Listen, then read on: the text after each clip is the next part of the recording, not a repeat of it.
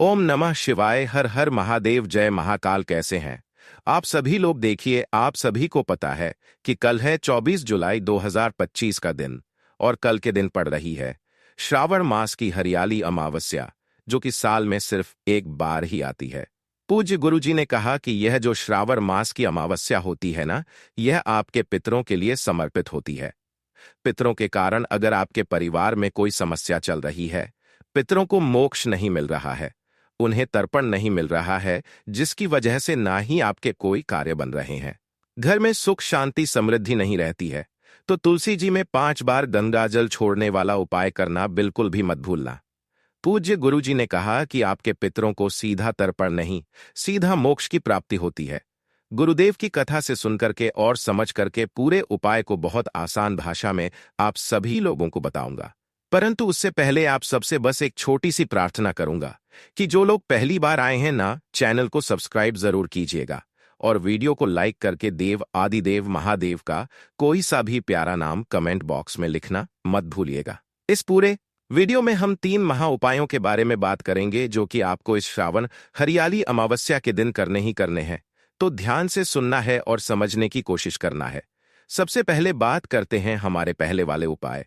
पहला वाला जो उपाय है यह होगा तुलसी जी में 5-7 बार गंगाजल छोड़ने वाला उपाय। पूज्य गुरुजी ने कहा कि अगर आपके घर में किसी ने बोल दिया कि आपके घर में कोई पितृदोष है ना, आपको नहीं पता है कोई पितृदोष है, तो इसका पता किस तरीके से किया जाता है? उसके कुछ एक लक्षण होते हैं। लक्षण कैसे? जैसे कि कभी कभार जब आप रात्रि को उठते हो तो अचानक से आपको भूख लगने लगती है, घर में क्लेश बहुत ज्यादा होता है, धन की हानि होने लगती है ना? परिवार में छोटी छोटी सी बातों पर लड़ाई झगड़े होने लगते हैं, सुख शांति समृद्धि बिल्कुल भी नहीं रहती है, कोई मंगल कार्य आपके घर में नहीं होता है, धन की हानि, कर्ज लेने की नौबत आना, ये सारी की सारी जो समस्याएं होती है, ये आपके पितृदोष को लेकर के होती है। और अगर आपके घर में भी किसी भी तरीके की कोई समस्या है तो आप कर सकते हैं। साथ ही साथ आपके पितरों के निमित्त आपको यह उपाय करना है कि अगर कोई समस्या भी नहीं है तो अपने पितरों को तर्पण दिलाने के लिए, साथ ही साथ उन्हें मोक्ष की प्राप्ति के लिए, ताकि आपका पूरा परिवार हमेशा खुश रहे। गुरुदेव ने यहां तक कहा कि जिस परिवार के पितृ खुश होते हैं उस परिवार पर कभी कोई संकट नहीं आ सकता। महाराज, उसकी रक्षा खुद मेरे देवाधिदेव महादेव करते हैं। तो आपको एक छोटा सा काम करना है। आपको क्या करना है? लेना होगा थोड़ा सा गंगा जल, किसी भी समय कर सकते हो आप इस वाले उपाय को अमावस्या के दिन, ठीक है? थोड़ा सा गंगा जल लेना, किसी भी एक कटोरी के अंदर, ठीक है? 2-4 चम्मच आपको ले लेना है और साथ ही साथ एक अलग से कटोरी लेनी होगी। ये रखनी है आपको खाली, है ना? ये खाली कटोरी रखनी है, इस चीज का ध्यान रखना, ठीक है? और एक लंबी बाती का दीपक जरूर तैयार करना, यह आपके पितरों के निमित्त होता है। और जब भी आप लंबी बाती का दीपक पितरों के निमित्त बनाते हो ना, तो या तो आप सरसों के तेल का बनाइए, है ना? या फिर आप घी का जो लोगे तो गाय के घी का लेना है, ठीक है? तो बस शर्ते अच्छा होगा सरसों के तेल का आप ले लें, ठीक है? आपके घर में जहां पर भी तुलसी जी का गमला विराजित है, आपके घर में ही आपको यह उपाय करना है। किसी भी समय पर तो आपके तुलसी जी के पास में जाना, सबसे पहले आपको उस एक लंबी बाती के दीपक को प्रज्वलित कर देना, जिसकी बत्ती का मुख आपको दक्षिण दिशा की तरफ रखना है। ये चीज ध्यान रखना, आप अपने पितरों के निमित्त कर रहे हो तो इस बत्ती का मुख आपको दक्षिण दिशा की तरफ में रखना है, ठीक है? उसके पश्चात जो आपने एक कटोरी ली है, उस कटोरी को भी आपको तुलसी जी के गमले के पास ही यहीं पर रख देना है। यह है खाली वाली कटोरी, ठीक है? और जिसमें आपने जल लिया है गंगाजल, उसे अपने दाहिने हाथ में रखना।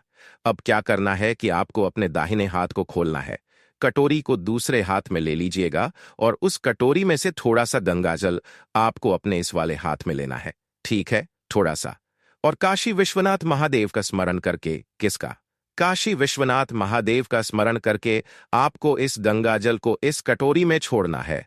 ध्यान रखना, तुलसी जी में नहीं छोड़ना, इस गंगाजल को कटोरी के अंदर छोड़ना है, जो खाली कटोरी आपने ली है ना? कब? नाम और गोत्र बोल के, नाम, गोत्र और काशी विश्वनाथ महादेव के नाम से इसमें छोड़ दीजिएगा।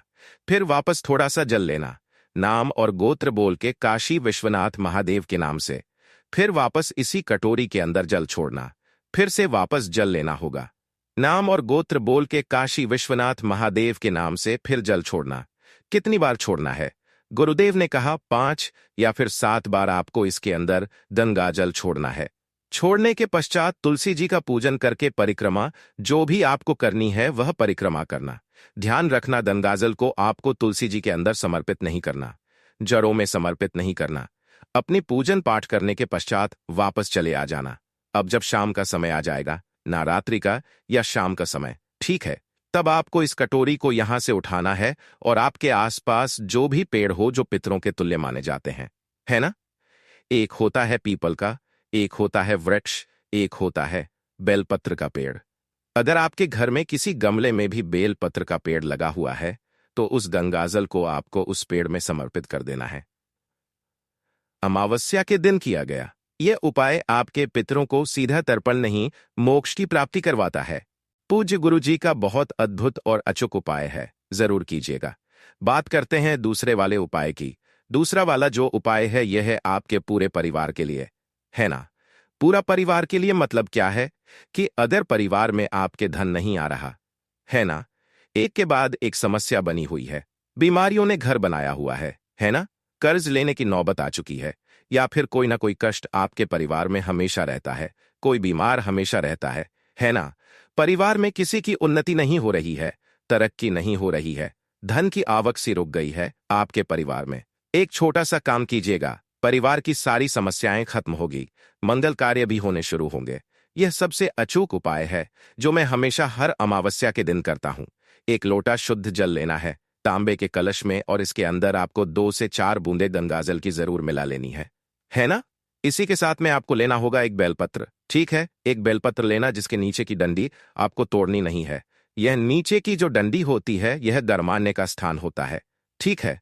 यह जो बेलपत्र आपने लिया है कहीं से भी खंडित नहीं होना चाहिए। इसे लेकर के इसी वाले कलश के अंदर आपको बेलपत्र को डाल देना है, ठीक है? अब इस वाले कलश को लेकर के क्या करना है, आपको अपने पूरे परिवार के व्यक्तियों से जितने भी है उनका एक एक हाथ इससे स्पर्श करवा देना है और स्पर्श करा करके इस कलश को दोनों हाथों में लेकर आपके पूरे घर में श्री शिवाय नमस्तुभ्यम मंत्र का स्मरण करते हुए आपको घूम जाना है। पूरे घर में आपको घूमना है। बाथरूम और शौचालय को छोड़ के घूमने के पश्चात इस जल को सीधा लेकर के चले जाना भोलेनाथ के मंदिर में शिवलिंग के पास में। जैसे ही आप यहां पर पहुंचोगे, शिवलिंग के पीछे की तरफ खड़े होना, जिससे आपका मुख उत्तर दिशा की तरफ में हो जाएगा। दोनों हाथों में उस कलश को लेकर के अपना नाम और गोत्र बोलना और संपूर्ण जल को केवल और केवल शिवलिंग पर समर्पित करना। श्री शिवाय नमस्तुभ्यम मंत्र का स्मरण करते हुए जो भी जल जलाधारी से बह करके नीचे की तरफ आएगा, थोड़ा सा जल आपको रोक लेना है और इसे उठा लेना है।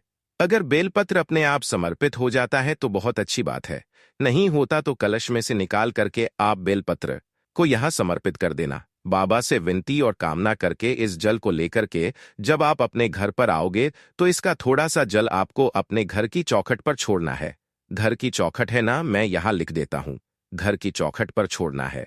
उसके बाद अपने पूरे घर में इसका थोड़ा थोड़ा सा छिड़काव कर देना है और जल बच जाता है तो इसका सभी जो भी परिवार के सदस्य हैं उनको आचमन करवा दीजिएगा। पूज्य गुरुजी ने कहा उसी दिन के बाद से आपके घर के अंदर सुख शांति समृद्धि बनने लगेगी, धन की आवक होने लगेगी। बात करते हैं तीसरे वाले उपाय की, और यह जो सबसे खास उपाय पूज्य गुरुजी ने बताया, इसीलिए सबसे अंत में मैं आपको उपाय बता रहा हूं। ध्यान से सुनिएगा। देखिए, जो अमावस्या का दिन होता है ना, एक तो अमावस्या का दिन ये आपके किन के लिए समर्पित होता है? पितरों के लिए।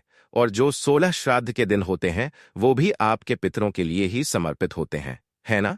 ऐसा कहा जाता है कि अमावस्या और 16 श्राद्ध के जो पक्ष के जो दिन होते हैं, इन दिनों में जो आपके पितृ होते हैं, है ना, वो मृत्यु लोक में आपके घर पे आते हैं, ठीक है? उन्हें भूख लगती है, प्यास लगती है, जिनके निमित्त आपको अमावस्या के दिन कोई उपाय करने होते हैं। कुछ ना कुछ उनके भोग के तौर पर निकालना होता है जिनसे वह तृप्त होते हैं, आपको आशीर्वाद देकर के जाते हैं और वही आशीर्वाद आपके परिवार पर फलता है। बड़ी से बड़ी समस्याएं आपके परिवार की दूर होती है। पूज्य गुरुजी ने बताया कि जब भी अमावस्या का दिन आ जाए अपने पितरों के निमित्त इस वाले उपाय को जरूर कीजिएगा, जो कि उनकी भूख को शांत करता है। आपको क्या करना है, थोड़ी सी लेनी होगी। इस तरीके से मिठाई, जो भी मिठाई ले लो, लेकिन इस चीज का ध्यान रखना, अगर आप मार्केट से लेकर के आ रहे हो तो बेसिकली वहां पर भैंस का दूध काम में लिया जाता है, भैंस का घी काम में लिया जाता है। अगर आप श्योर हैं कि आप ऐसी मिठाई लें जिसके अंदर भैंस का दूध या फिर घी काम में ना लिया गया हो, तो आपको वो लेना है। नहीं है तो आपको अपने ही घर पर थोड़ी सी आप खीर बना लो, चाहे बेशक, लेकिन गाय के दूध की बना लेना। थोड़ी सी खीर बना लेना, साथ ही साथ आपको एक पीपल का पत्ता चाहिए होगा, ठीक है ना? तो इस तरीके से एक सुंदर सा पीपल का पत्ता लेना और एक लोटा शुद्ध जल लेना अपने घर का तांबे के कलश में, ठीक है? और साथ ही साथ एक लंबी बाती का दीपक आपको तैयार करना है। देखिए, जो लंबी बाती का दीपक आप तैयार करोगे, यहां इसके अंदर या तो आप सरसों का तेल भरना, मैंने 2-3 बार पहले भी बता दिया, या तो सरसों का तेल भरना या फिर आपको गाय का घी भरना है। इस चीज का ध्यान रखना, ठीक है? और लंबी बाती का दीपक, क्योंकि आपके पितरों के लिए लंबी बाती का दीपक समर्पित किया जाता है। इसे लेकर के किसी भी पीपल के पेड़ के पास में चले जाना, आज के दिन, अमावस्या के दिन, किसी भी समय पर। यहां पहुंचकर सबसे पहले आपको उस एक दीपक को प्रज्वलित करना है, जिसकी बत्ती का मुख आपको दक्षिण दिशा की तरफ रखना है ना? दक्षिण दिशा की तरफ में रखना। यहां रखने के पश्चात आपको क्या करना है? जो पीपल का पत्ता लिया है, इसी पीपल के पत्ते पर उस मीठे भोग को, खीर को, मिठाई को यहां पर रखना है और अपने दाहिने हाथ में थोड़ा सा जल लेना है कलश में से, और उस जल को अपने पितरों का आह्वान करके इसी के ऊपर आपको छोड़ना है। कितनी बार? 7 बार आपको जल अपने दाहिने हाथ में लेकर के अपने पितरों का आह्वान करके, स्मरण करके, उनसे भोग ग्रहण करने की कामना करके इसके ऊपर छोड़ देना। और छोड़ देने के पश्चात इस पत्ते को उठा करके पीपल के पेड़ के पास ही आपको रख देना है, या फिर आप पीपल के पत्ते को यहां पर भी रख करके इसके पेड़ के पास में इस तरीके से इसके ऊपर भी आप जल छोड़ सकते हैं। दोनों हाथों को फैला करके अपने पितरों से अपने घर की सुख, शांति, समृद्धि की कामना करके वापस घर की तरफ चले आ जाइएगा। आपके परिवार पर सदैव पितरों का आशीर्वाद बना रहेगा, और जिन घरों पर पितरों का आशीर्वाद रहता है वो घर हमेशा तरक्की करता है। पूज्य गुरु जी के सभी उपाय बहुत ही ज्यादा खास और अद्भुत है, जरूर कीजिएगा। वीडियो पसंद आए तो लाइक जरूर करना, चैनल को सब्सक्राइब जरूर कीजिएगा।